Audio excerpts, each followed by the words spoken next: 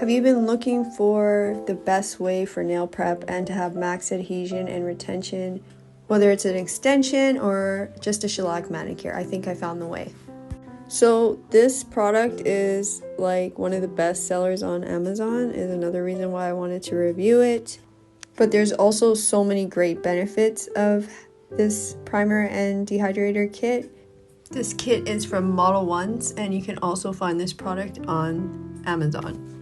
So before you use the nail prep and dehydrator, I have noticed in the past with a lot of beginners, they go straight in with the gel polish. They don't do any nail prep, they don't do any primer or dehydrator, they just go straight in. You need to push your cuticles back, use a cuticle nipper and or cuticle cutter like you've seen me using, and then etch your surface of your nail before you do anything. And this is the basic prep that I always do.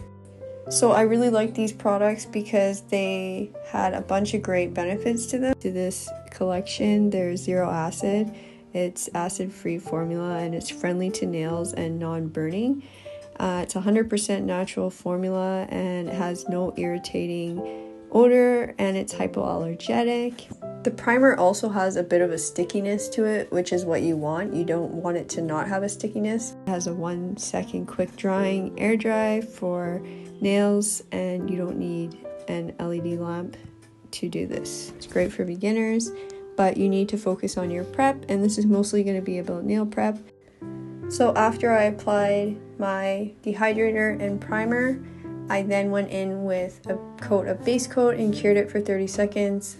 And I also applied a layer of top coat and cured that as well for 30 seconds. And basically that's all I did for this shellac manicure.